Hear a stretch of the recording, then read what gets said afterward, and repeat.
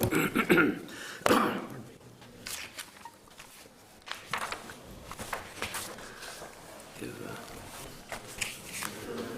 battery charger on Lisa. I can get you one just a sec. The one on there? Oh, it's here. Yeah, oh, it's not there. It's upstairs. Thank you.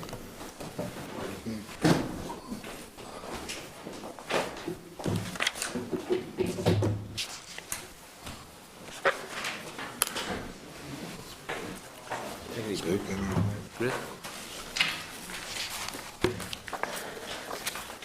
Okay, folks, can I formally again declare the meeting open to the public and welcome everyone here this morning. Thank you for attending.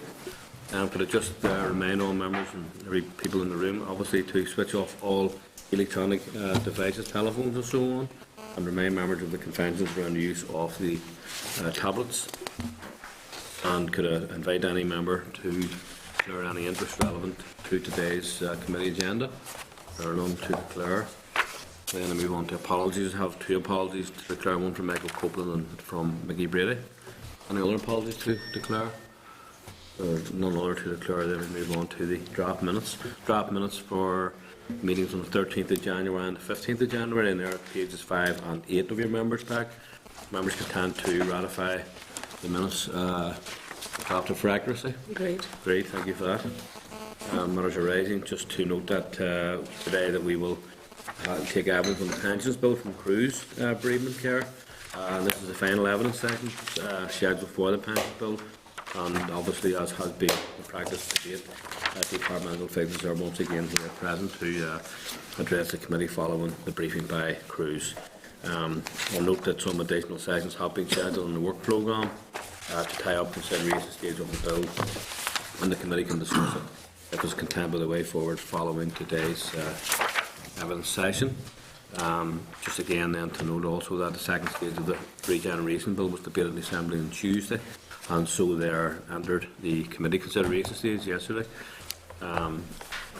So obviously we have, as you know, a standard 30-day time frame for consideration of this, and the committee would have to agree its final report on the bill by the 3rd of March, and that's clearly a tight deadline. And I thought it might be useful again to ask the committee, as we have done previously, the committee would be content to lay a motion requesting an extension for the consideration stage of the bill. I just want to clear this because we have the 20th of May down. Why would we have May? 2 weeks, Chair, of a recess at Easter. Okay.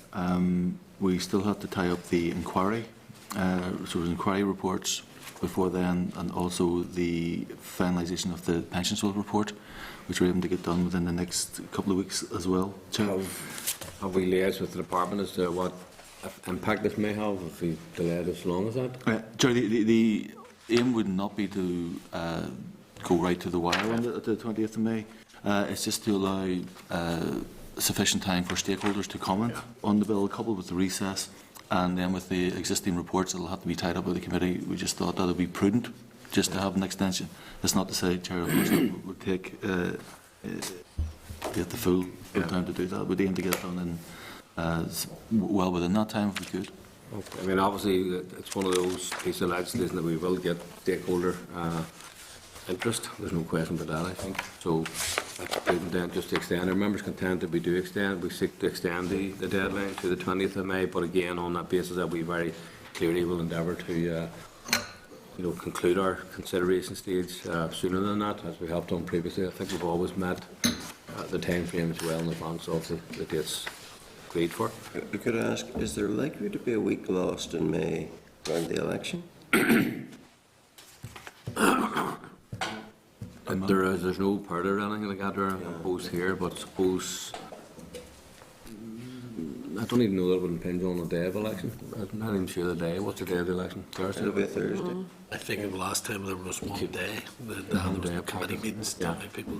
But there'd be no period up in the run-up to that there where you'd be suspending business or anything?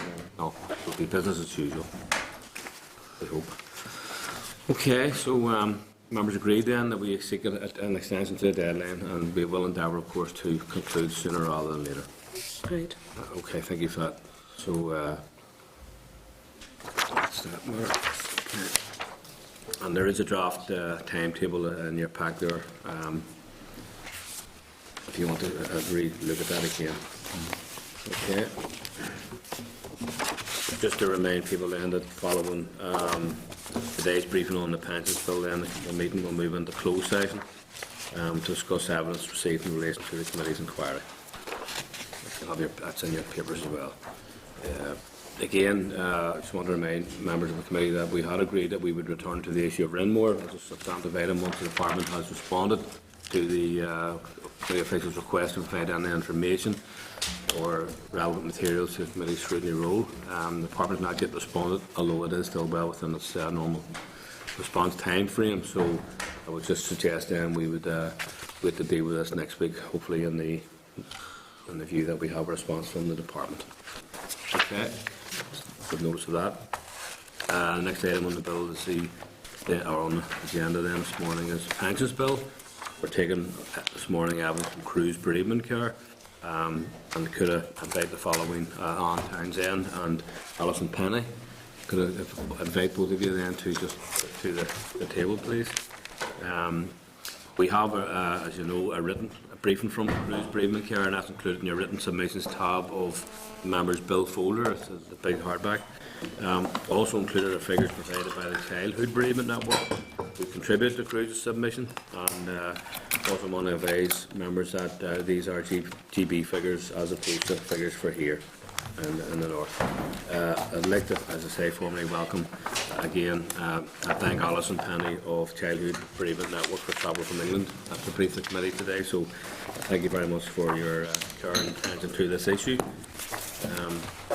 And again, I would thank Jerry and his team there from the department for sitting in on the evidence session this morning to be able to very quickly respond to any with make a clarification afterwards. It's been a great assistance to the committee already. And I just want to thank then Jerry and Seamus and Rosemary for being here this morning. Okay, so if we're happy enough then to proceed, then if I could then formally just invite Alison and Anne, if you want to, if there's any opening remarks first of all, or just in your case rather not opening remarks but present your argument to us on the back of your written submission. Okay. Well, just first of all, thank the committee for the invitation, both to provide evidence written and the opportunity to come here today. Also, thank you very much for being able to bring Alison Penny over from Child Bereavement Network from England. She travelled over, as you know, last night. Cruse, along with Child Bereavement Network last year in Westminster, whenever these changes were being made, did actually, together present evidence then. As you'll be aware, hopefully Cruse is the largest bereavement organisation in the UK. In Northern Ireland, we provide support to anyone bereaved by death, regardless of the nature of the bereavement. And it's the services we provide are right from young children from the age of 4 right through the whole age spectrum. Obviously, bereavement is a taboo subject in our community, and we very much welcome the developments that there have been in improving care for bereaved people, and very much welcome, certainly from DSD's perspective, the development over recent years to have a bereavement benefit service, which has very much enhanced, I think, the support available to people. Really, today, what we'd like the opportunity to do, and Alison, as the author of some of the figures and the evidence that has been presented to you, will be able to give you more detail around some of our concerns. But I suppose, really, as leading bereavement organisations, what we really wanted to bring to the committee's attention was really the impact on a particular group of parents with young families, and really the impact that some of these changes in this bill could make. The key one being obviously the change in the lump sum in the first year, and only having entitlement to those benefits for that 1 year. I think what I'd like to stress, and I'm sure everyone around the table has been touched by bereavement, but it's not bereavement and the journey afterwards. We can't set the timeline and say, well, by a year you should be here. It's all an individual experience, the journey that we're on, and we're especially concerned at the impact on those people with young families who may need to depend on the state for their support. So I know Alison has a number of facts and figures to present to you, and so at this point I'd like to hand over to Alison, and then obviously we'll be happy to answer any questions. Thank you, Anne, and thank you again for the invitation to join you today. I coordinate the Childhood Bereavement Network, which is a UK-wide organisation of member services working directly with families with grieving children. We're hosted by the National Children's Bureau, which, as you know, has an office here in Belfast. And what we wanted to do today was really to raise the specific concerns that we have about the impact of the changes within the bereavement benefit clauses, specifically on families with dependent children. So it's very specifically the impact on widowed parents that we wanted to look at today. And we understand that the current caseload of families who are claiming widowed parents allowance here is just under 2,000, 1,920 families. We have four main concerns, and if I perhaps take them in turn, and then please do raise any questions that you have. In terms of the kind of the face of the bill, it sets out that the rate of the benefit and the duration of payments will be set out in regulations. So it's really the detail that's in regulations that we're particularly concerned with, rather than necessarily the face of the bill itself. But we are very concerned about the impact, particularly around the duration of payments. Currently, widowed parents' allowance is paid to families until the youngest child stops qualifying for child benefit. So in the most extreme cases, it could be paid for up to about 20 years. But the median claim at the moment is between 5 and 6 years. That means that because of the proposal for bereavement support payment, which will be to be paid for just 1 year, that the majority of families will receive support for a shorter time, and the majority of families will also be worse off. So our figures, which are based on the Department for Work and Pensions figures, indicate that 75% of families will be worse off under the new regulations, and that's 88% of working families and 57% of those out of work. And I can provide the workings for those figures if that's helpful. As I said, the current median claim for widowed parents' allowance is between 5 and 6 years. So families who make a claim of that length of time, or who would, under the current provision, be able to claim for that long, would be up to £16,800 worse off. So the average loss for working families would be about £12,000, and the average loss for out-of-work families would be about £6,500. But we're very conscious that actually these provisions are going to disproportionately affect those with younger children who can currently claim for a longer period of time. So there's a particular impact on younger children. The benefit will be withdrawn around the first anniversary of the death, which we know is a time of great difficulty and stress for families, and having the kind of the anxiety of a further financial change at that point, we think is going to be very unhelpful for families. But I suppose the main point that we want to make is that we know that children's needs continue to emerge, and that first year of bereavement, over which time the new payment will be made, is it's a year of first. So it's the first birthday of the person who's died. It's the first birthday of the children without that parent with them, and then facing then the first anniversary of the death. And so often families talk about the second or subsequent years of bereavement being even harder than the first. And we know from research as well that children's needs do change over time, and that there is a late effect of bereavement. So from some of the longitudinal research, we know that there can be new effects up to 2 or 3 years after the death, which can be very difficult and challenging for parents. The ongoing provision for widowed parents will be through universal credit. So the reforms to bereavement support payment are very kind of bound up with changes to universal credit.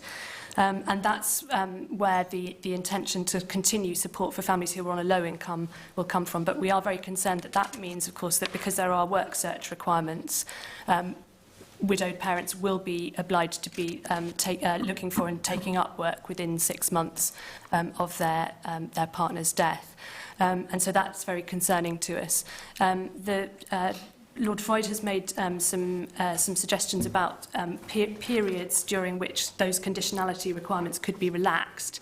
And so the suggestion is that that would be for a period of 1 month, once every 6 months for up to 2 years. But we're very concerned that that actually places a great burden on widowed parents making representation to Job Centre Plus, and actually a relaxation for a period of a month isn't actually a very long time for families to kind of get themselves sorted out. We have developed cost-neutral proposals for the bereavement support payment to be paid for over 3 years rather than 1 year, and I can again provide workings for that if that's helpful. So that would allow then for parents to continue to receive the benefit, but without the pressure of having to go back to work. We know that most widowed parents will return to work anyway within 12 to 18 months, so we feel that the imposition of conditionality requirements on those families is not necessary.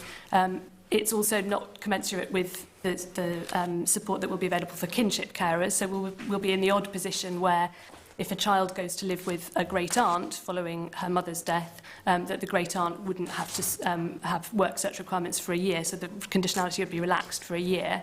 But if she stayed with her father would be having to look for work within 6 months. So this presents quite an anomalous position. And we also think it's counterproductive. We think it's likely to increase stress and anxiety for widowed parents returning to work when actually they do find their way back to the labour market already. The further 2 points, just briefly, that I wanted to make. One is around the situation for unmarried partners. The unmarried partners are not currently eligible for widowed parents' allowance, and that will continue, so they will not be eligible for bereavement support payment either under the current proposals for regulations. We feel that given that the difference in the amount of bereavement support payment to those with children is there to recognise that the additional costs of having children, but also the fact that needing to attend to grieving children's needs actually makes it harder for widows and widowers to return to work. So there's clearly an acknowledgement that that children increase the difficulties that families might have following bereavement. And actually it's not for children to determine the marital status of their parents, so we feel that children of unmarried partners are unjustly affected by the fact that their parent is ineligible. And there are some examples of opportunities to recognise unmarried partners within the Armed Forces Pensions Authority and other opportunities. So we think that could be solved. And then the final point that I just wanted to make is that there have been many reassuring statements made about the fact that current claimants of widowed parents allowance, so those people who are already claiming and who start their claim up until the introduction of bereavement support payment, they won't be affected by these changes.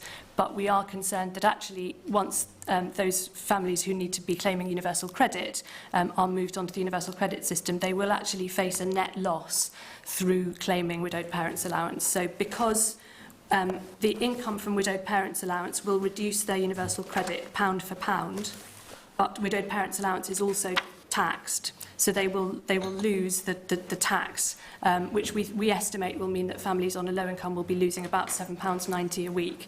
So that's going to be a very odd position for benefits advisors, who will be having to recommend to families that they don't claim widowed parents allowance because it will represent a net loss to their household income. Can I just perhaps add to what Alison has just said by concluding with the, if you like, the human face of all of this, and just to really read you a short paragraph from a lady who was 5 months pregnant when her husband died of cancer in 2009. Her widowed parent allowance has been such an essential help. She was left with a baby to raise and a mortgage to pay as a single parent. Knowing that her daughter was going to be supported financially with this benefit was very comforting for her husband. He was only 27 years old when he was diagnosed with bowel cancer, and he had, like most 27-year-olds, not organised any life insurance.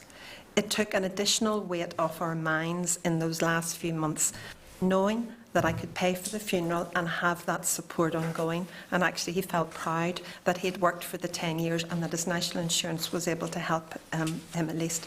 And what this young woman is saying is, benefit for 1 year is just not enough. A year following the death of my husband felt like a matter of days. I was in a blur, just surviving for the first year or so. Young widowed parents really need good and continued support for the sake of ourselves and our children. So I think really, in conclusion, what we are saying is that if it is at all possible, especially when the regulations have to be considered at that stage, that actually that we would appeal to the committee to look at the requirement for perhaps to extend the 1 year. We do recognise the additional pressures that you're under with budgetary constraints at this time, but we really do feel that this would make a significant impact on those families.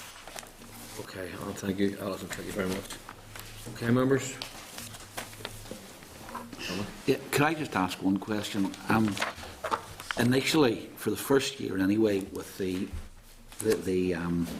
higher £5,000 towards funeral costs, etc., and then the £400 per week, in the first year, everybody should be better off. Yeah. Now, you'd said that most parents actually do move into employment usually. What percentage of people who have been bereaved would still be claiming after 2, 3, 4 years? Have you any figures on that? I think Alison can answer that, but I think one point I would like to make that perhaps we haven't made clear today is actually the payments that you're talking about, I think in themselves could, for a proportion of families, give challenges, because just as I've said in that example, that first year people are in such their minds, the way they're emotionally having to make those decisions and having those sums of money. So actually, that in itself, I think, is a challenge to be giving people those lump sums for some people in the management that first year. Alison could perhaps answer that question. So based on the current caseload of those 2,000 families who are currently claiming widowed parents' allowance, only 6% of that group have been claiming for less than a year.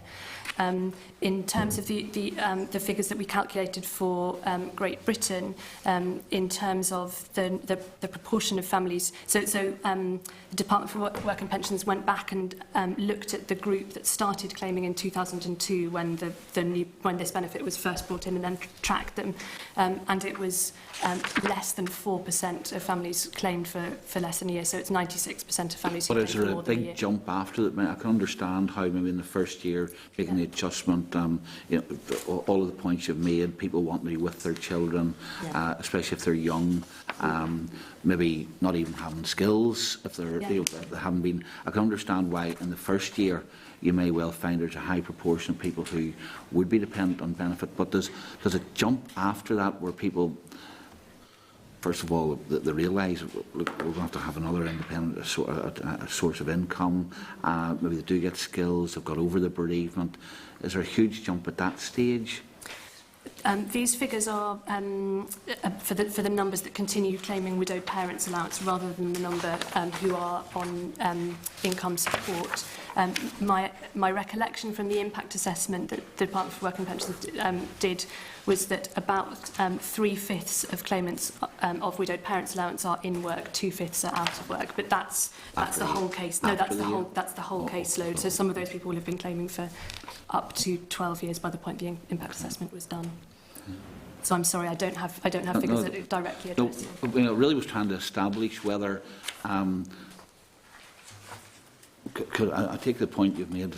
Maybe people find it difficult to handle this money, but I mean, if they've lost a source of income into the house, actually the big drop should be avoided then if you've got more generous benefits in the first year, and if most are moving into employment in the second, third or fourth years, then you could see some sense in this particular policy. And that's why I was trying to establish what the kind of pattern was after the first year. I think one of the issues that families have raised with us is the sort of the ongoing need for more flexible working arrangements. So the possibility of taking time out or reducing their hours or changing the actual nature of their work, if the children's needs then emerge over time or at the point that they transition to secondary school. I think the other point about the increased initial lump sum, so increasing that to £5,000 in the first instance, is that we are very concerned about the rate of inflation of funeral costs, which is running much higher than inflation. I think it's running at over 6% at the moment, and so we're concerned that even the estimates that have been made about the proportion of people who will feel better off or worse off in that first year, actually that kind of assumes that people can stretch out that initial lump sum over the first year, whereas actually we think it's likely to be taken up with increased funeral costs in many situations, and certainly the trajectory of increased funeral costs seems to be rising. For those who stay out of work for longer than the 1 year and stretching out to the 12 years, has any work been done as to the reasons that they would have for staying? Because I mean, one of the whole points of a lot of these changes is to try and not have people dependent upon benefits, and I suppose the danger is, and I can see the government's point on this one, the danger is that benefits are available for a long period of time, people can become dependent on that benefit and maybe not look for the alternatives that there would be. Yeah. So, what research has been done as to the reasons why people continue for such a long time after bereavement to still be claiming benefit rather than moving into work? There was some research, some qualitative research that was done in consultation with widowed parents, commissioned by the Department for Work and Pensions, which looked at some of the reasons why people remained out of work. Some of them were around childcare and access to childcare and access to flexible work that would allow them to meet their children's needs. The Social Policy Research Unit at York University has also looked at the sort of the financial impact of the death of a partner, and that includes looking at people's patterns of returning to work. For a small number, there are issues around having a lack of skills, whether that's to do with having given up work to care for the person who died, or because of having not been the main breadwinner before the death as well, so having not been in work. But what that research found was that most parents did either retain or take up work within 12 to 18 months of the bereavement.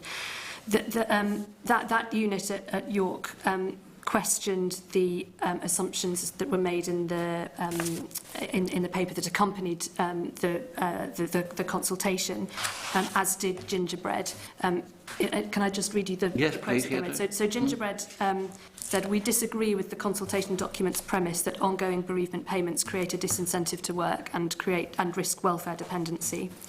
And the Social Policy Research Unit at York said, part of the argument that reformed benefits should promote self-dependency rests on assertions in the consultation paper that current benefits serve as a disincentive. We do not see strong evidence for this. Statistical analysis of the British Household Panel Survey dataset provided no evidence to support this. And the DWP commissioned research itself concluded that for most people the benefits themselves had no impact on whether or not they returned to work, with many stating either that they would have wanted or needed to return to work regardless of the benefits, or that they would have felt unable to regardless of the benefits. And I suppose some of it is always, as it is in these situations, dependent upon circumstances that families find themselves in. Just yesterday, we would have a young person who would input into cruise services development, and I knew I was coming here today, and I asked her yesterday. Her mum died 7 years ago. Her dad was left with 17-year-old, 15-year-old, 13-year-old and 9-year-old. His circumstances were such he was able to take retirement, because especially when the younger child was making that transfer, he needed to be there for them. So I think it's, and I appreciate that that's difficult for making policy, but it is the human face of it, and it is that impact at every situation can be so different. So it's, you know, I appreciate the challenge of policy development, bearing that in mind.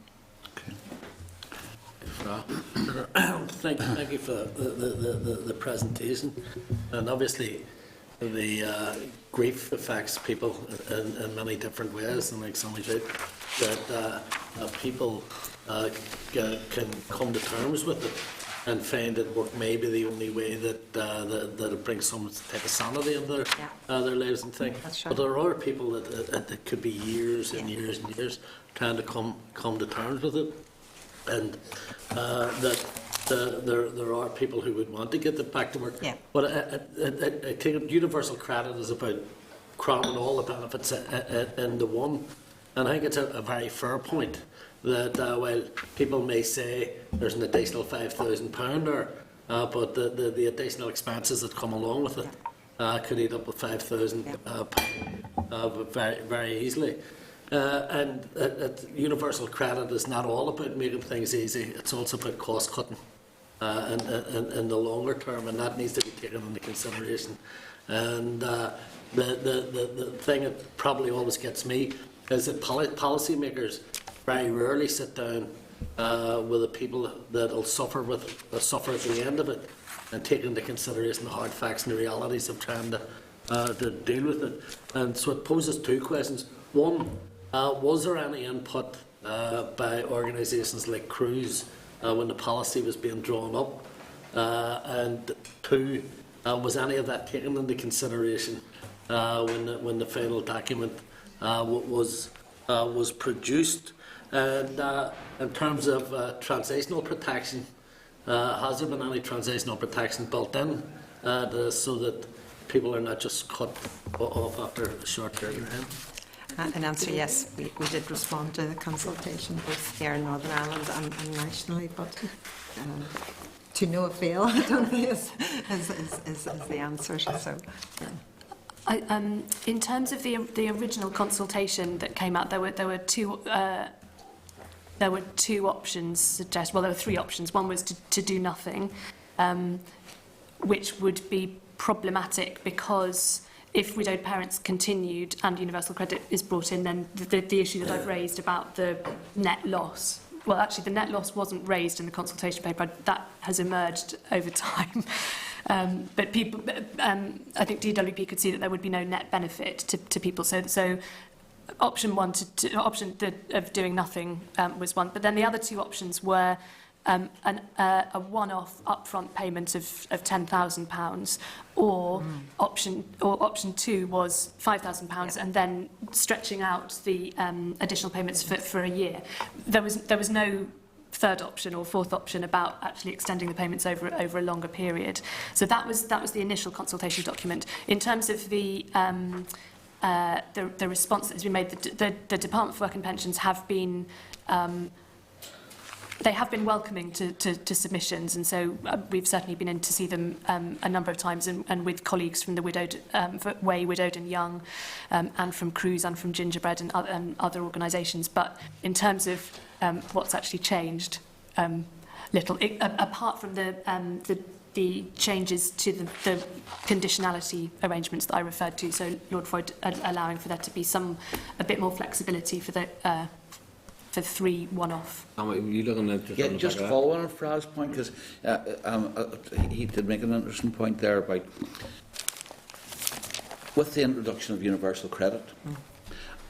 If there are people who, beyond the 1 year period, for whatever reasons, find that they can't get into work, would the support that comes through universal credit, as Fraz described it, bunching it all together, would that not be a replacement and, you know, a kind of almost a compensation for the fact that they may not get the benefit for having been bereaved any longer, but the benefit would come simply through another form? And does it really matter what it's called, provided the support is there?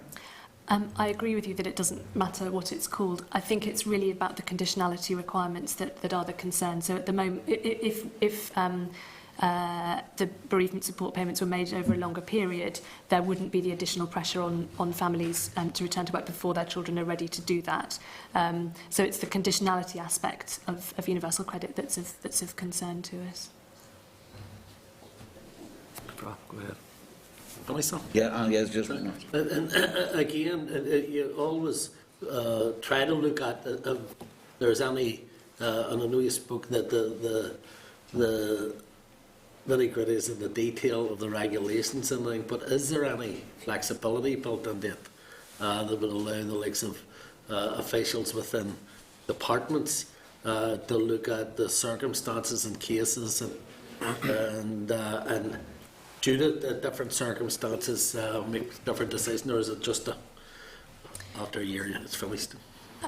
My understanding is that after a year it would be finished. Yeah. Rose? Thanks. Jim, Rose first, and then yourself.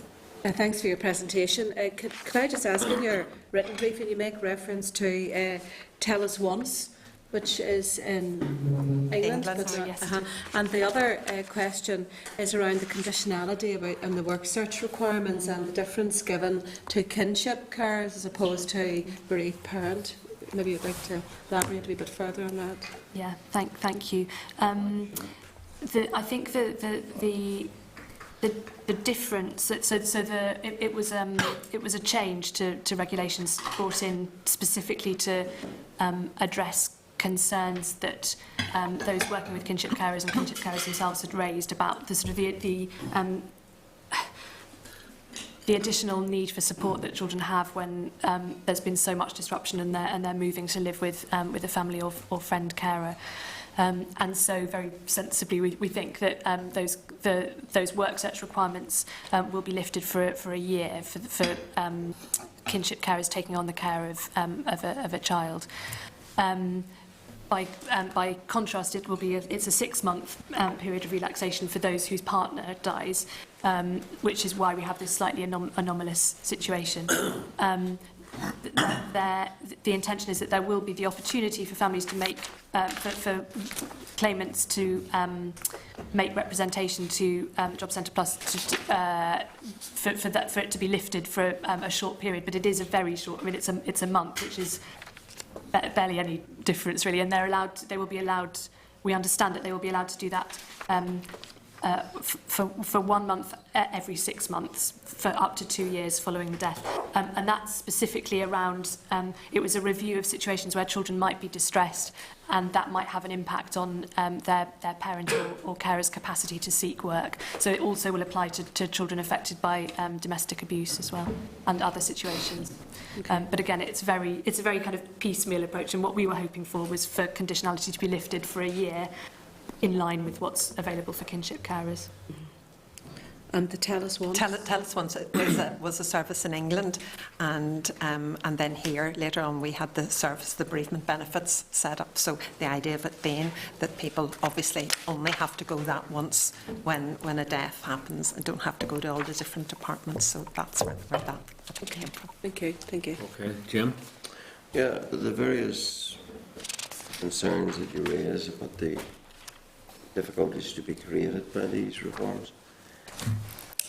Have you costed at all, or any insight into the costing of meeting what you would like to see done?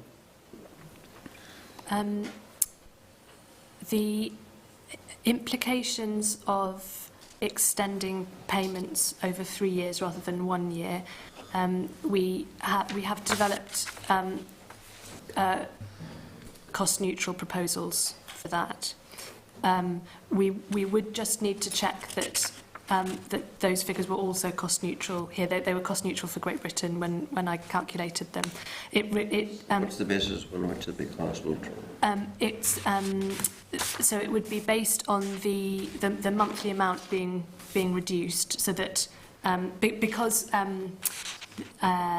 the current amount, the monthly amount that people will receive for that first year will be a greater amount than the monthly amount they would currently receive under widowed parents allowance. So if we brought it back to be commensurate with the amount that people feel in their pocket that they get at the moment, then we could extend payments over 3 years rather than 1 year, cost neutrally.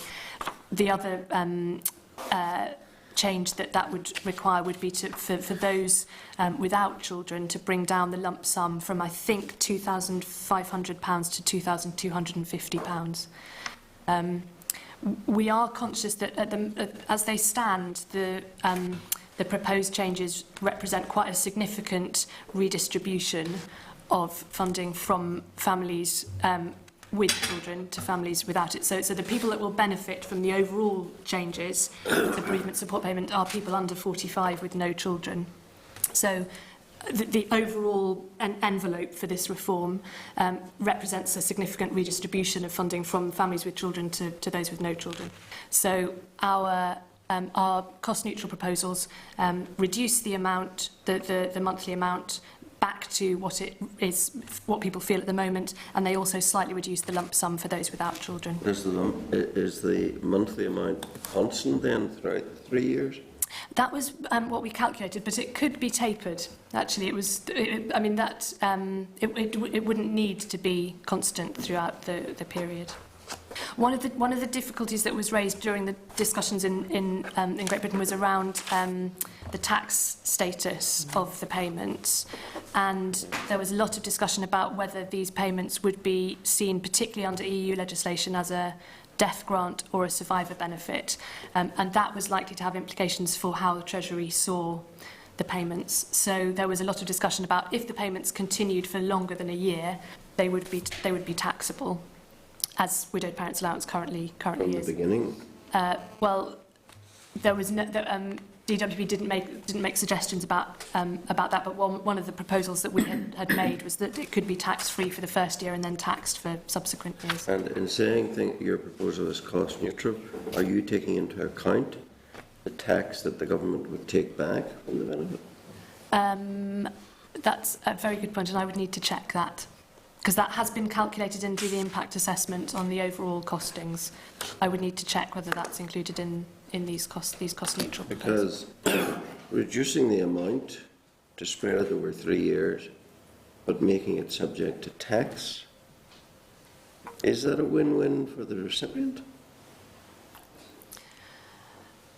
It would still, I think, represent an increase in the situation of the. I think it would still represent an increase because of the duration of payments being longer. But it would the significant difference would be around not having the pressure to return to work within that 3 years if they didn't feel ready and their children weren't ready.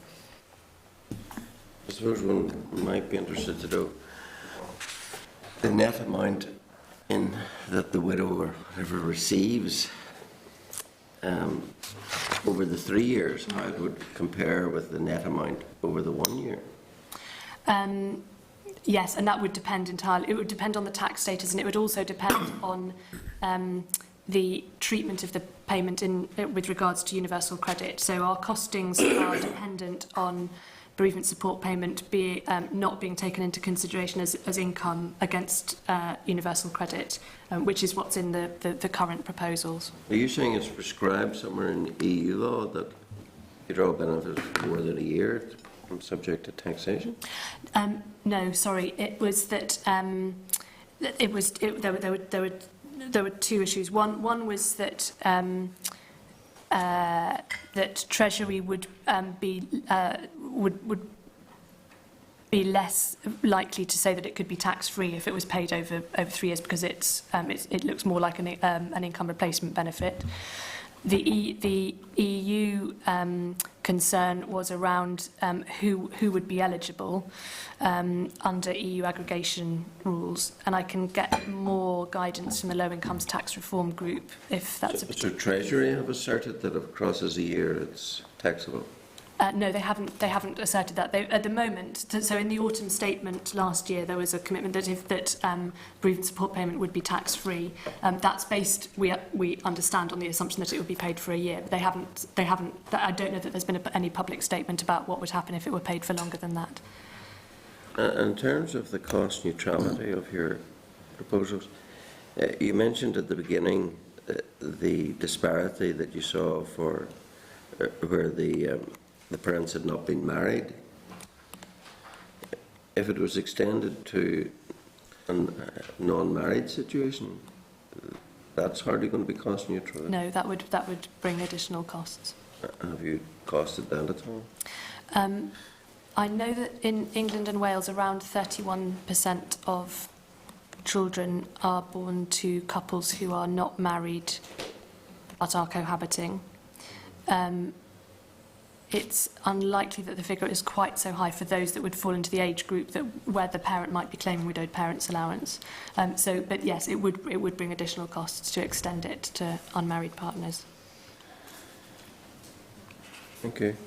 Could Fran and Sammy then come back on some points that they would raise with Anne and Alison?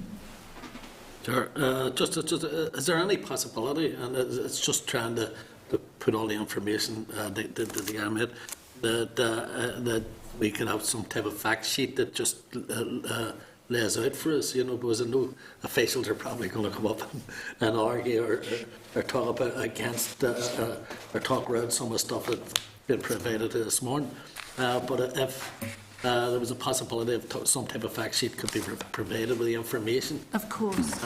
Including the stuff that Jim had raised. And the other thing, and I know that probably dependent on what funeral director you get to look after, the arrangement, the cost would differ. And has there been anything done on the total cost? Because it's not just a matter of getting somebody to come in and bury. There's associated costs and everything. Has there been any work done on that? There is some work available. I think in Northern Ireland it's actually a few pounds more. I think the costings at the minute they're saying it's 2,900 plus another 1,700 for extras. Could we have it, just even a breakdown of that there also? Be interesting, just to give you an idea of what we're talking about. Just following on from Anne's point there, the cost of a basic funeral in 2014 was 3,590, and that's up 87% since 2004. Tommy, you want to back in? Yeah, could I, just the point that you made about people under 45 with no children being better off, I take it that's just an accident of the way in which the policy is being applied, where you get the lump sum and then the £400 per week applied to everybody, or was there? Are you aware of a deliberate policy rationale behind that? I think there is a deliberate policy rationale. The figures will be slightly different. So those, the consultation response that sets out the amounts that we've been talking about sets out two separate amounts. So there's one for those without children and one for those with children. My understanding is that the policy rationale for for bringing those under 45 into the fold for this benefit is to simplify it. At the moment, people with no children receive bereavement payment, the lump sum, and then bereavement allowance, which is tapered according to their age. So I think it's to do with just making the benefit as a whole simpler to administer. And in simplifying it, then you've got this anomaly that people with children actually finish up worse off. And the other, just to follow on from Jim's question, I didn't quite understand the sums of what you were saying about that. If your proposal to spread over 3 years would be cost neutral, unless you include those who are not married, but that people should be no worse off as a result of that. Yet there will be tax over the 3 years. So you have the same amount of money being paid, presumably one set or under one proposal, the government's proposal, there's no tax. Under your proposal, there would be tax. How are people better off then? Our preferred proposal would be that there would be no tax over the 3 years. But are you saying that even with the tax, people would still be better off? I just didn't understand the sums of it. I'm so sorry. No. Our proposal is based on extending the payment period from 1 year to 3 years, and as under what's currently understood from draft regulations, that would not be taken into account as income under universal credit, and that it would not be taxed. So our assumptions are based on it not being taxed. Not being taxed. Oh, sorry, that's okay. Okay. Any other members? So just could I ask, in relation to unmarried parents, in terms of cohabiting couples as opposed to couples who are separated, Yeah. have you made a distinction in terms of the eligibility?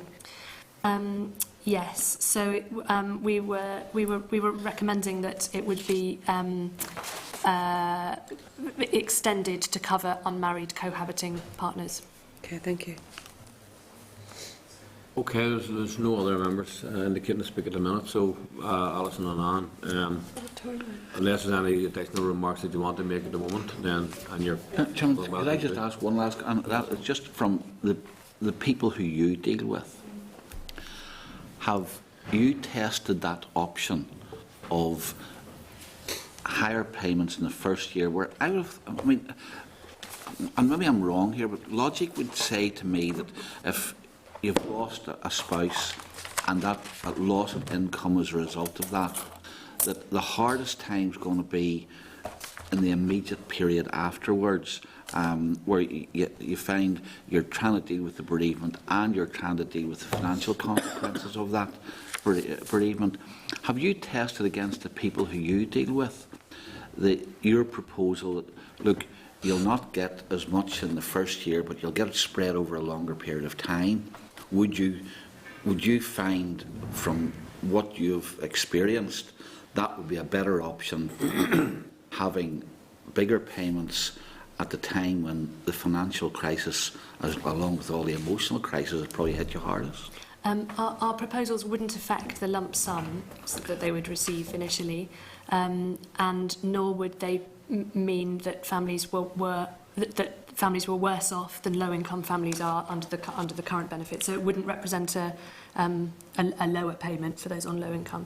And I mean, I think from the discussions that we've had with, so we've brought together a group of organisations to discuss this, which includes the Widowed and Young Foundation and other organisations that are working directly with families.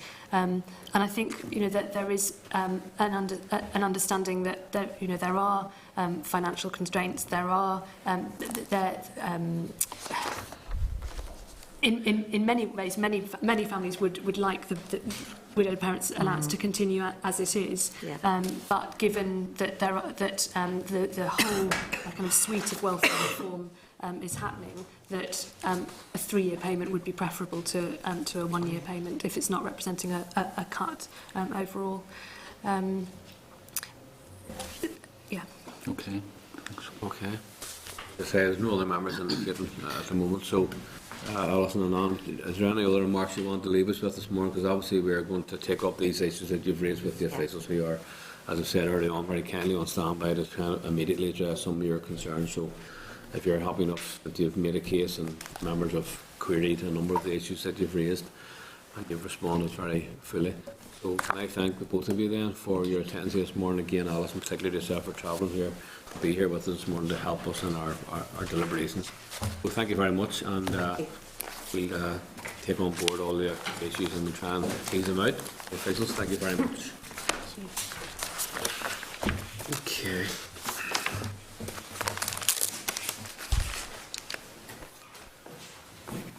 All right, Jerry, and you're listen.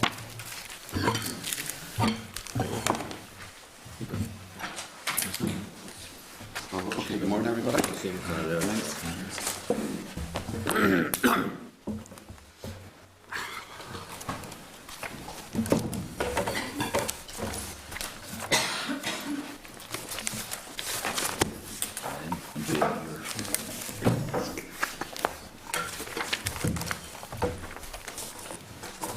Are you happy enough with your colleagues, or if you ever just want to pick up on some of the things? Yes, certainly.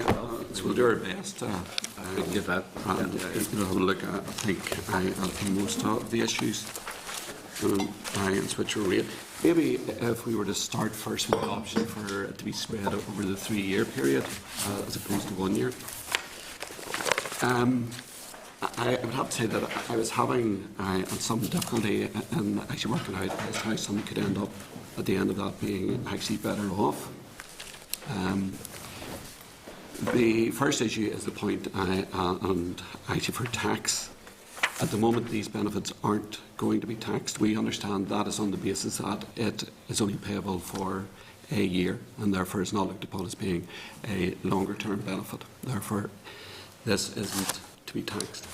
If, for example, here that we were to decide that we actually wanted it to actually run on for the 3-year period, our understanding is that then that benefit would have to be taxed. Okay. So therefore, and if all we're saying is that we are to take that same amount of money and to pay it over in 3 years, and if then that a person has to pay tax on it, it's hard to see how they would actually end up such better off. The other issue with that is that if we were to move that as such over a 3-year period, that means that we would be actually paying everybody a smaller rate per month. Those and so widows who are actually poor and who would be entitled to universal credit, they will end up actually getting less money, simply because at the moment this payment isn't to be taken into account.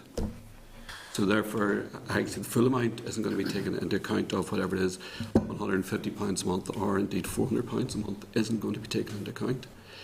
If we were to cut that and it to be spread over the period of 3 years, that smaller amount still isn't going to be taken into account, but it means that people should be getting less money.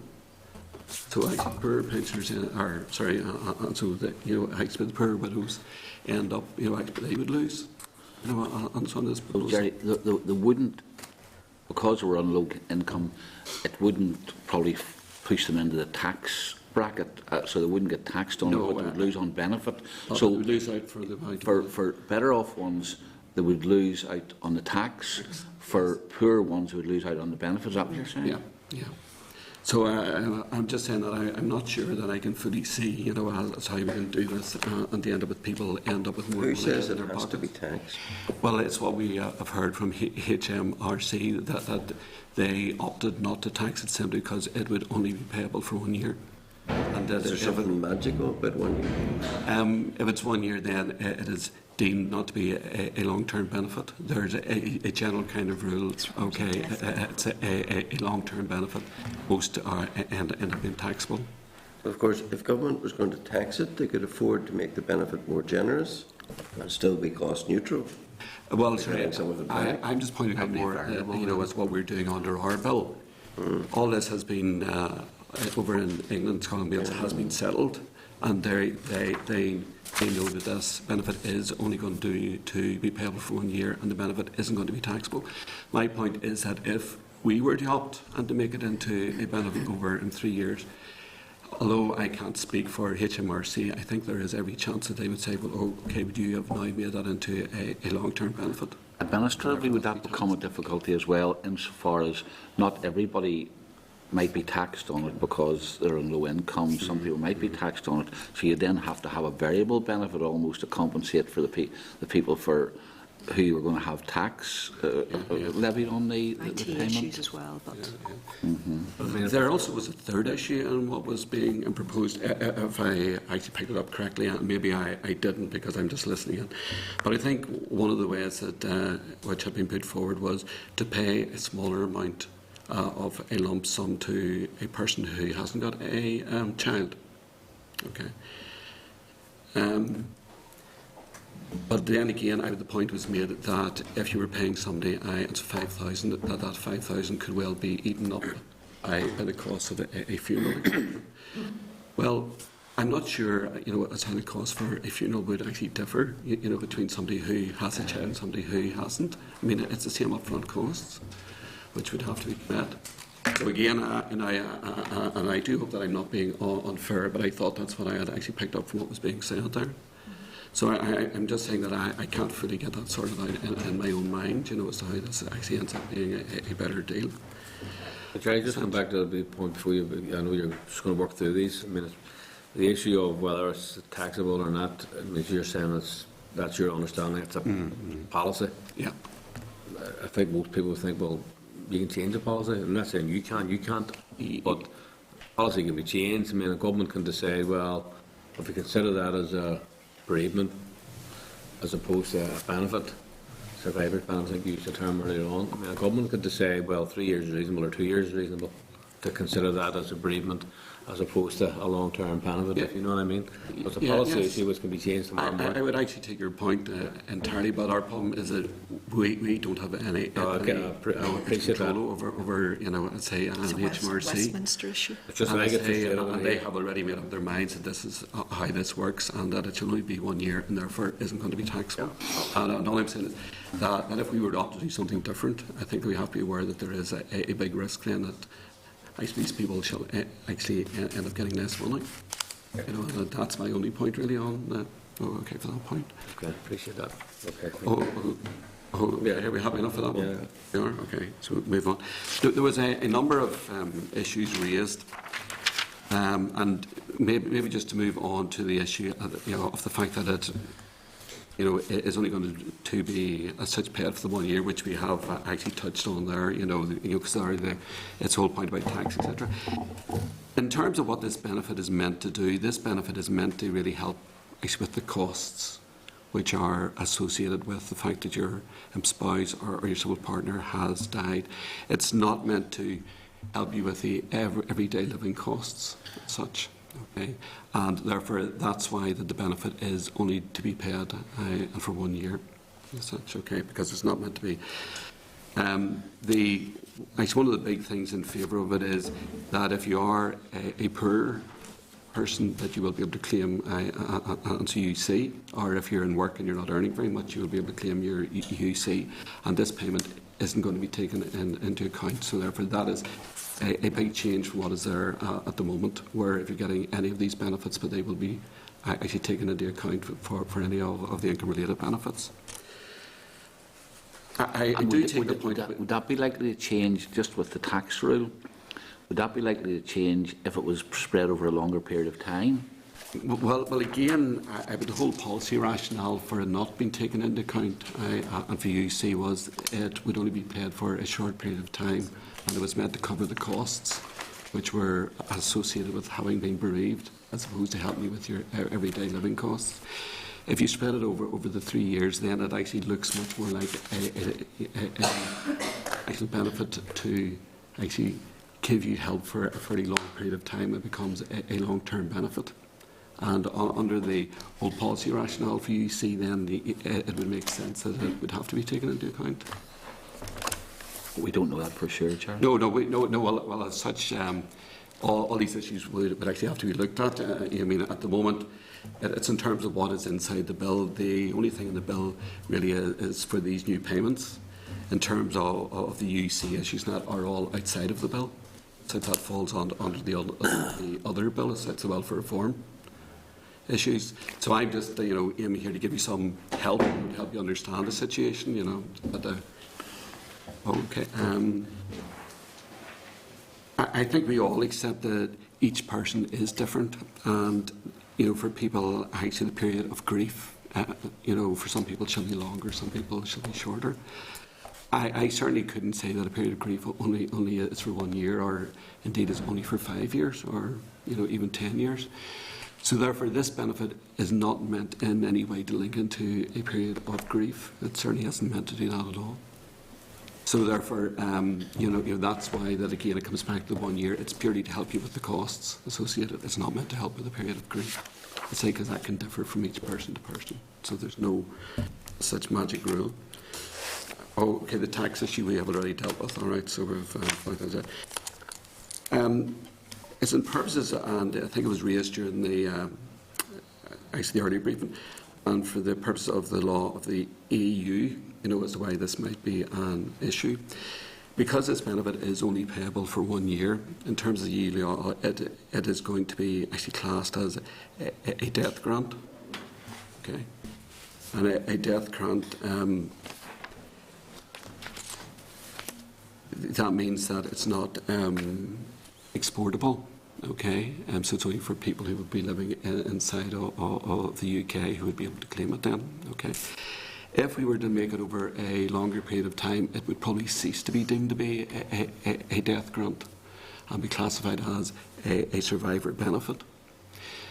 If it is a survivor benefit, then that benefit would be exportable, and it could also bring people into rights for other benefits. For example, if they had a child, they could claim into child benefit even though that they aren't inside of the country. So somebody inside Eastern Europe could claim child benefit if they had been able to establish entitlement to this. So that is the point about the EU as to how that could interlink. Okay, so that explains that. It's in terms again of the and for the widowed and to parent, and again I'm not in any way trying to suggest that having a death isn't hard and very difficult. But we also inside the system have got other as such family units which break down very quickly. You can get a couple who've been together and one spouse walks out the door. You can get a couple together and the spouse ends up in jail, and that can happen overnight, where all of a sudden people have to actually cope with their whole as such family unit breaking down. And some of the things which we are doing here for people who are bereaved are actually as such far more generous than we do for other people who actually find themselves on their own through actually no choice of their own.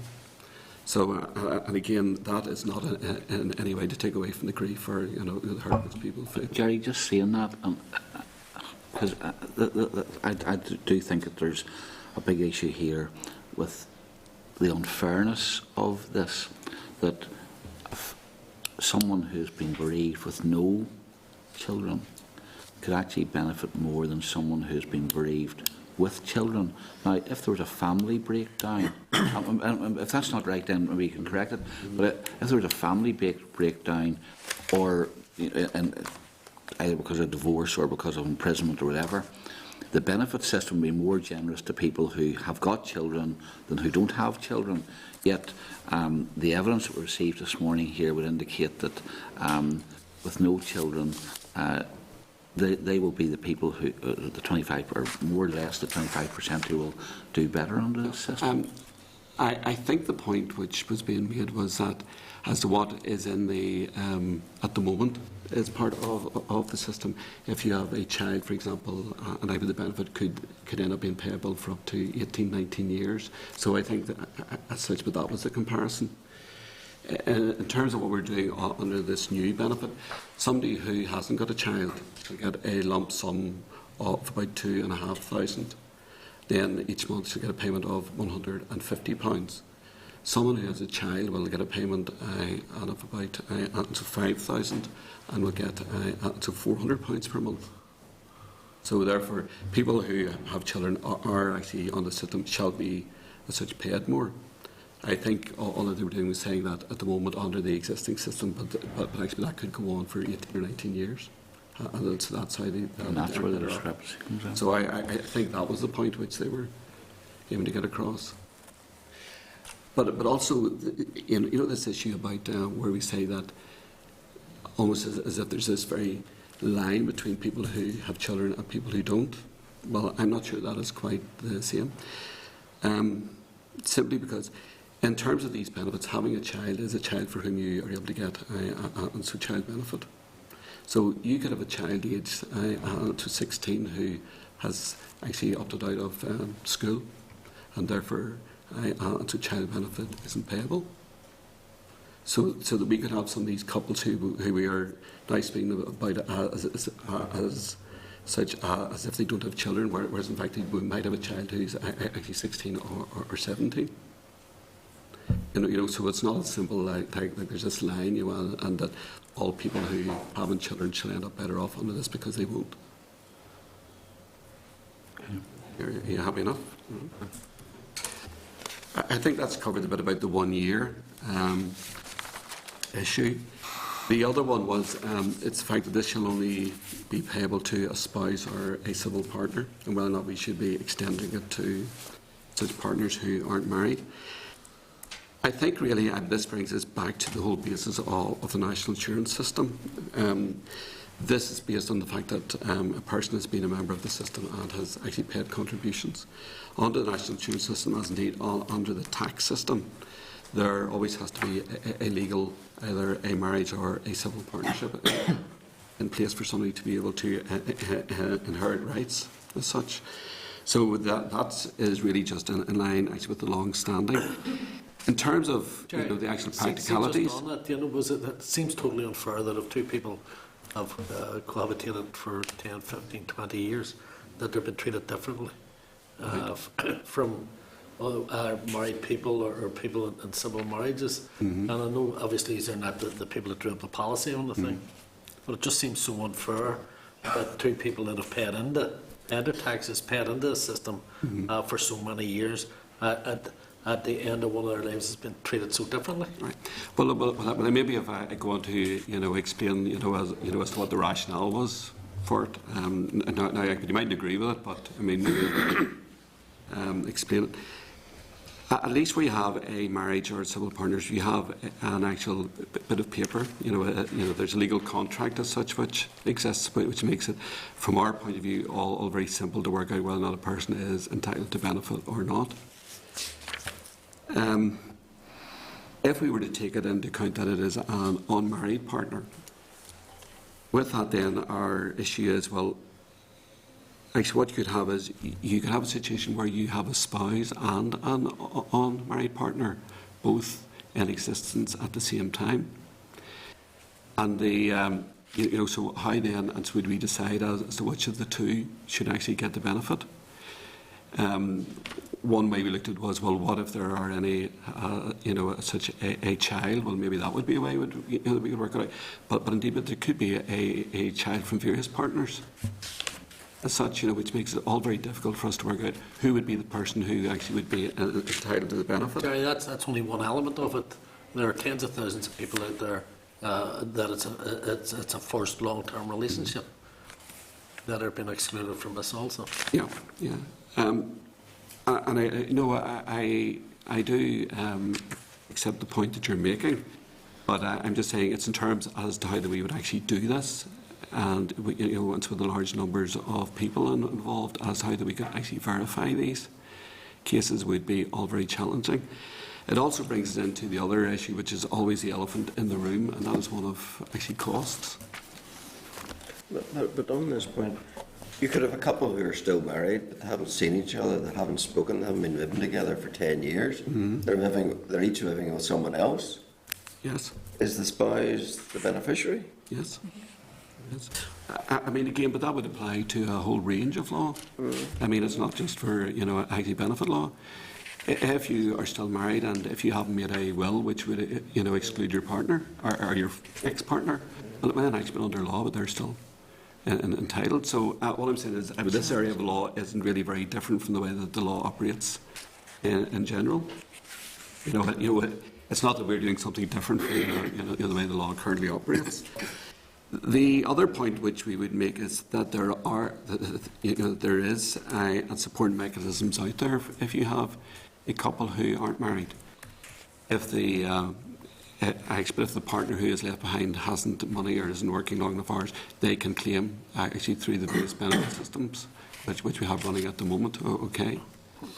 For JSA, it's whatever, or indeed as we move into the new world, actually for UC she'll be available. So, I mean, it's not that these people should be left without money. It's just that they won't get this one-off payment as such. Chair, can I ask, if the rationale behind the lump sum is to help with funeral expenses, why would it not be paid to the person who produces the invoice for the funeral expenses? No. Again, it is meant to assist with the extra costs, which are such linked to the death. It's not necessarily to actually pay for a funeral. As such, it's just, I was only making that point because as such, that point had been made here this morning, Yes. that this money could be eaten up by as such funeral costs. Just on the point of funeral costs inside Northern Ireland are the second lowest inside of the UK. So the fact that our amounts are linked into amounts in Britain means that people here shall end up with more money than somebody living inside England, for example, who actually has to pay for a funeral. So, I'm just making the point, that it's in terms of the funeral costs, and although they are dear, and we all expect they're dear, people inside Northern Ireland shall actually have more money over after they pay their funeral costs. In addition, though, help is also available. Just on that, because that seems in clear contradiction to what the other evidence that we had this morning, that it's actually more expensive here. Right, Talking about 6% above inflation is what they say. Now, from the survey, which I think they had used, I think I have been able to track down the same survey figure, and Northern Ireland actually was the second lowest inside of the UK. We have also done, it's a wee bit of our own work, actually just phoning around, to see what average funeral costs were.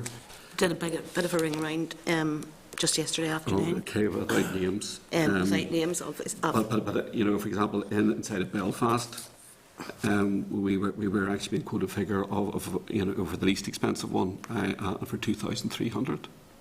But that you didn't cover the cost of graves or crematorium. Well, if I could come on to that as well. If you're, I was going to come on to the point. If you aren't and so well off on a universal credit, for example, shall also mean that you are able to get help with a funeral payment. It will cover the full costs actually for a grave, etc., or for, and it would also pay up to £700 to help with the cost actually for a coffin and for a funeral director, etc. So it's not just that this benefit alone shall actually help with funeral costs, and for the poor person, there will be help available via, a CUC, which will actually cover the full grave costs. Yeah, can I ask, just return to a wee point a minute ago, that, am I understanding this correctly, that is, if a couple are separated, a married couple are separated for 10 years, long term, and one of the partners is with another long-term partner for 10 years, 9 years, whatever, and if the partner dies, then are you saying it's bereaved, it's the spouse, but then get the money, even though he or she would have nothing to do with the current family situation? Yes. How can that be? Well, because this benefit is actually payable to a spouse, and if those couples don't opt to end their marriage formally, well then those couples are in fact under law still are actually married to each other. But even though somebody might be a serious estrangement, and that person would have no responsibility. It's the fact that they have opted not to put an end to that marriage, and that marriage still exists in law. Okay. If we were to try doing it, then really we would have to go out in each case and actually ask the person, but were you still together when you died, or prove to us that you were still together when you died? So it's very so therefore. It's in terms of how the system operates. The fact that the couple are still in law married makes it a very simple rule to enforce. But you did say they can be written out in the will. No, not in terms of your rights to benefit. I was just speaking about other elements of law, for example, that if you own property or something like that. No, it's not. No, but you can't assign benefit rights under law. No, sorry, I'm just meaning it such for other areas of law, that we'd be entitled to. Okay, thank you. Right, thanks for that. Okay, I think that's covered most of the issues there. Are you actually happy enough with? Oh, yeah? Okay. No, what I was going to say, anything that has been missed, because I appreciate you're only here and you're just taking contemporaneous kind of notes earlier on, so clearly we'll go back on the Hansard and we'll go back on the earlier submissions, which also had a written submission, so we will go back and compare notes from what was said here this morning, including within the written submissions. Okay, the other issue was on conditionality, which was raised. I think that was the other main one which was raised. Yes. And the fact that it would only be for 6 months. Now, first, in terms of the actual payment itself, there is no such conditionality attached to this. Okay, there's no conditionality, actually attached to this bereavement support payment. Where there would be if the person puts in a claim on VUC. Okay, that's where it would kick in. And the 6-month period would actually run from the date of the person making a claim. So if, for example, a person after the death and they are all still fairly well off and have assets and they might claim, actually you see that they may at some point further down have to claim it. In terms of the exit period when it starts, it only starts from the date of the claim. And there is none at all for the actual payment itself. There's no conditionality attached to this at all. The other point was made that for this it will be 6 months, whereas if it is a kinship care, it would be 1 year, and they thought these two didn't marry. In terms of a kinship care, it could be that person as such has not had any kind of a link to the child. Or it could be that the person who's going to be a kinship carer has never had to look after a child before. And so that's why the kinship one is for a longer period of time. It's because they firstly might have had any real link to the child up until that point, or that they themselves may actually never have had to look after a child up until that point. So I don't think they were looking at the same situation. When we say that, okay, for kinship it's 1 year, whereas it's 6 months. I think the other point is for each person, it's when they are or when they do get caught by this. Each person should be looked at and their own circumstances shall be looked at. Okay, it's not that there's one overall blanket rule which would apply. They will also take into account that you have a child. If the child's under, it's once the child hits, I think it's three, then that the person has to go for an interview purely to think about work. And it's only after the child is 5 that the actual person would actually have to think about actually looking for work. So those would be the two broad areas of conditionality. So up until the child is 5, then actually it's not really onerous, and they're not actually having to seek work as such. There also is a slightly there's also the issue that they were quite keen to treat people who are on benefits in the same way to someone who is at work. It would be very unlikely that an employer would be happy to give somebody any longer than 6 months off after a death, for example, to cope with it. So therefore these two things were seen to link in. So therefore after 6 months is a time to help people to think about going to work. It's again. And the other point then, at the time of this, actually all been worked out, this policy, is that there are other single parents out there who actually won't get this 6 months, and again not through their own choice. And it's the point I made earlier that you could have a couple who were married and one just ups and walks out, or that it's either party ends up going to jail or being arrested, and suddenly inside that, as we're instant, your whole world has such been turned upside down. And so those are the points, as to why the conditionality rule has been set at 6 months, as opposed to being the same for kinship carers of 1 year. There was a question asked, I think it's been Mr. Wilson, as to what was the WPA at the moment is how long. After, I think, and so 4 years, I think up until 4 years, our caseload is about, so 56% would be in the period up to year 4, and then after that it drops away. Okay, so it's about 56% only that stay on to year 4. Is there anything else I haven't covered which you think you want me to address? Or? I just can't think offhand. That's why I said earlier on, just for the benefit of everybody in the room, we will obviously compare.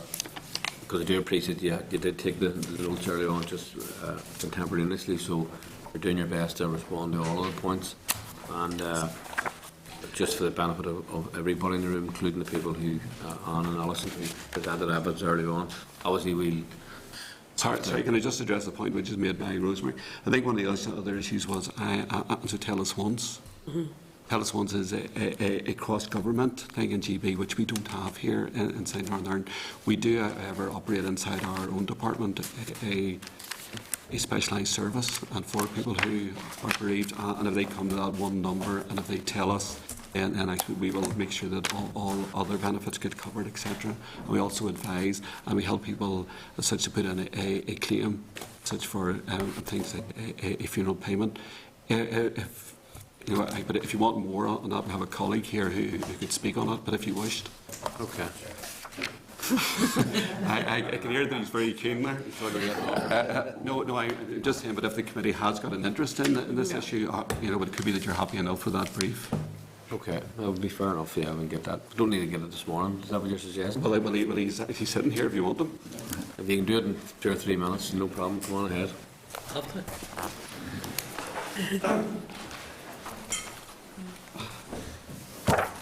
Thanks, Chair. It's just, we thought just in the opportunity given today's hearing that TELUS once was mentioned, if you know what I mean, and just to put in place what the service delivery and approach is in Northern Ireland delivered through the Social Security Agency. And I think to be clear at the outset, you know, TELUS once is a cross-cutting government service. DWP are involved in that because they were sort of have accepted, I'm not sure whether they accepted or were appointed to take responsibility cross-government. DSD, or the Social Security Agency, doesn't have that singularly cross-cutting responsibility for TELUS once, simply because it involved the General Registrar Service, which is part of the Department of Finance and Personnel, and other issues. But what we do have, and it was launched in 2012, and interestingly as well, the staff who deliver it, we actually had some of them do some awareness training delivered by crews as part of their preparation for handling the calls. And the Minister launched it back in September 12, and the date is etched in my mind because it was the weekend. The service was launched on the Monday following the weekend of the Spence family tragedy at that particular time, and it was quite a poignant occasion at that particular time. The service has dealt with over close to 20,000 death notifications since it had actually come into place at that time. It actually means that it provides a service probably for people who are, and as well acknowledged this morning, coping with a very difficult and stressful situation. It allows them, if they have a number of benefits and payments, it allows them to give us the information once and we share it with the various benefit sections. It also allows us to take them through a benefit eligibility check, complete any bereavement benefit forms and any social fund funeral payment application forms, and there's an electronic process of signature, no signatures required. So it's a very, very service that we're actually quite proud of and actually how we deliver. People say to me, how's it doing and how's it regarded? And I just sort of say that we have a leaflet which tells us about it, but we put at the back of the leaflet, maybe after the first year, a couple of testimonials we got from people, if you know what I mean, which are actually very powerful evidence of actually how they perceive the service. And if I could just take the opportunity to read one of them. The conversation lasted approximately 20 to 25 minutes, and I have to say that every second was very worthwhile and a pleasure experience. At a time of deep sadness and hurt that I was experiencing, that gentleman in your service relieves me of great responsibility and worry. One phone call sorted out so much for me, I cannot put into words the mental relief that I felt afterwards. Another one just said, thanks for all the support given on the phone for the patient's words of comfort and the great help following my husband's death. So while we may not have the TELUS One service that's envisaged across, however, I think what we have delivered in terms of the bereavement service, in terms of managing the social security situation for people, is well regarded in the wider community. I think as well, you know, I mean, we also did a presentation to while the late David McClarty was actually chair of the all-party group on funerals and bereavement about the particular service, and we have been working with the Northern Ireland Association of Funeral Directors and on those people to make them aware as a point of contact that the service is there, because for many people the first contact they have following a bereavement is actually with the funeral director. You know what I mean? So that's the immediacy point. So it's just to set in context the TELUS One service managed to set in context what we deliver in Northern Ireland here. Well, you see, Maggie, sorry. To see in terms of the likes of crews and organisations like that, and I understand, accept that there are probably many testimonies that can be said about people that work in the Social Security Agency. Many agencies at that, you know, but not everybody gets the same people all the time to speak to. So there could be things. Do you sit down with crews and other organisations and ask them what the response is, the difficulties that they face, and how the system can be more flexible to deal with some of the issues that they raise? And you're right, Rob. And just to sort of say, the actual bereavement service team is a small, discreet team, of about 6 people actually, and has actually been quite consistent since we actually launched the service in 2012. And I was having a conversation with Dan outside the room just about how we actually do maybe some refresher stuff for the people going forward and different sorts of things. So, it's a small, discreet team who actually do the initial data capture and then farm it out. Okay, Mickey, thank you. Mickey Brady would be disappointed he wasn't here to do some battle with you at least. Sorry, can I come back in on one? Or could I ask Seamus? Actually, it's a point about the EU. Seamus is my expert on these matters. I think he wants to clarify. Yeah, the bereavement support payment as a death grant, it would be payable across borders. The difference that would occur should the period be extended is that the benefit itself might change nature under European law. It might become, or the Commission could quite easily see it as a survivor's pension, and that would bring with it the family benefits rights. It would also make the UK liable for healthcare costs where the person is living abroad, both them and their family members. So again, as a grant, it's simply paid within the EU. But as a benefit or a pension, there may be other difficulties associated with that. Okay, I appreciate that. It's nothing like a pension as we know pensions. It would be down to the Commission. Well, again, for EU law, something like the old invalidity benefit or incapacity benefit would be seen as a pension for workers. It's broad categories. Chairman, at some point, could we get the benefit of the Department's opinion on the letter about Ballylumford? That's in the pack, page 35. Maybe not now, but it's raising an issue about the bill and the... Okay, do you want me to speak briefly about it? You know about it? Yeah, I do. It's on my desk as I well. think we've already written. Yeah, you're just saying we've already written. Taking some information on that. Right. Well, that's what I'm saying. At the moment, this issue has been looked at. In terms of what has been said, isn't absolutely clear, and we have actually got in touch with the person, and to try to clarify the point which is being made. And we're still not absolutely clear on the point, but we are working on it, and we will be coming back to you hopefully actually before Tuesday.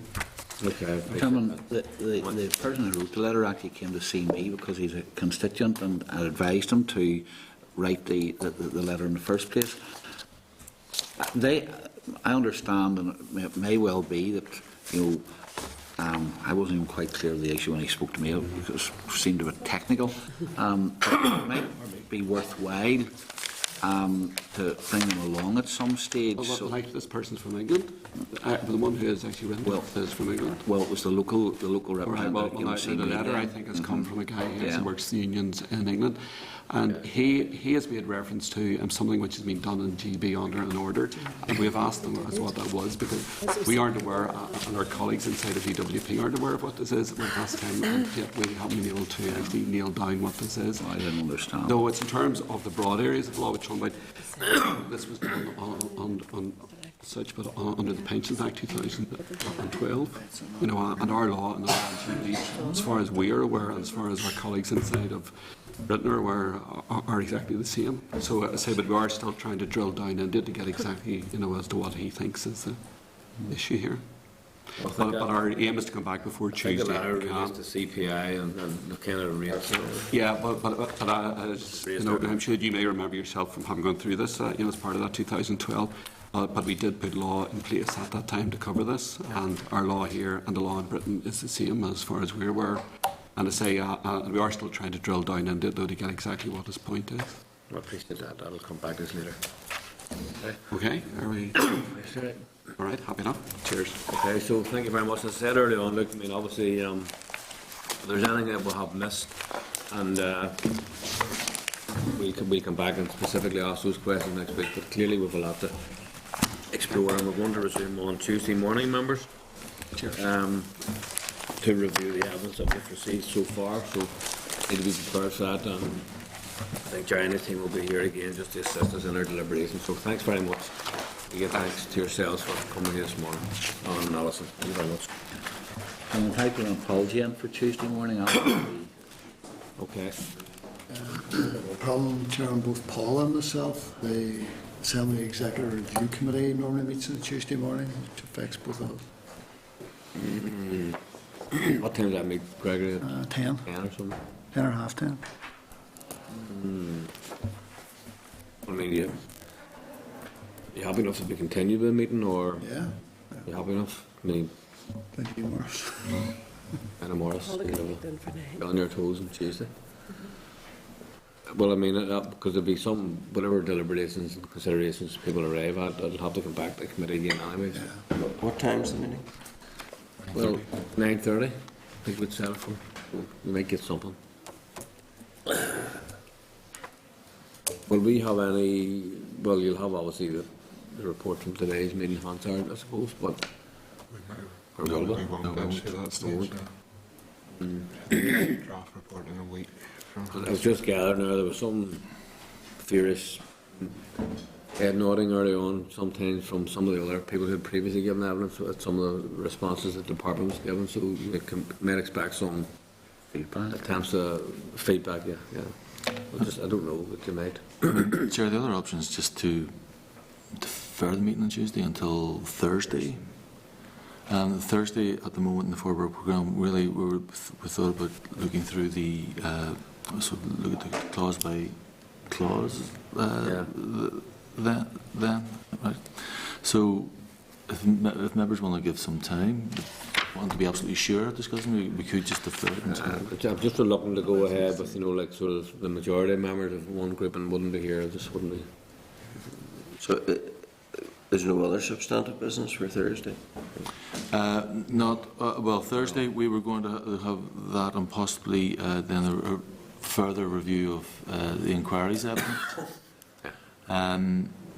Depending on how the review of the evidence goes today, of course.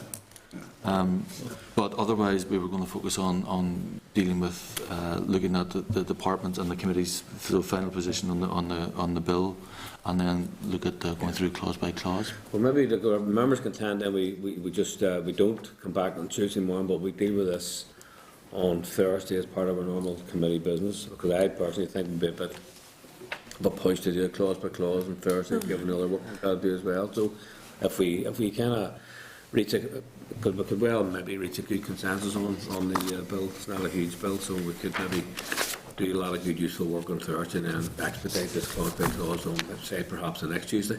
It'd be easier to deal with. Sure, if we clear up our further consideration of the inquiry today, it would shorten next week's meeting. Never know your luck. Never know your luck. That's up to, we can decide that very quickly. Sure. We'll see how we get on. Okay, so we'll not resume on Tuesday to deal with the pensions bill. Okay, thanks. Never slept. Okay. Pardon me. So we're moving on then to the next item of supporting legislation. That's the SR2 housing benefit, and that's on page 18 of your pack. And we did consider this on the 8th of January in the SL1, and members were content with that meeting for the rule to be made. So the subject would be subject to negative resolution procedure that came into operation on the 8th of January. So members remain content then. If you read the motion on the record. Okay. That the Committee for Social Development has considered the statutory rule SR2/2015, the Housing Benefit Executive Determination Amendment Regulations Northern Ireland 2015, and subject to the Examiner of Statutory Rules report, has no objections to the rule. All agreed? Right. Thank you very much, members. Okay. Moving on to correspondence, just a couple of items. Just to draw your attention to a letter from the Department on page 31, addressing an issue raised during the pensions bill briefings in relation to national insurance contributions. Obviously, we'll deal with that next week, and also again, which we've just touched on there, the letter from GMB, Prospect and United Unions. That's on page 35 of your pack. And that proposes a dispensation of the bill, but again, we can deal with that next week in our consideration of it. I'm just content to note the rest of the correspondence per your memo. Yeah. Okay, thank you. Forward work programme. Members are content with the programme as tabled in page 113 of your pack. I'm happy enough for that. Any other business? Members, anything under any other business to raise? No, and we're obviously on that basis then, if nothing under AOB, then we will move then into closed session. to deal with the committee's inquiry review of evidence.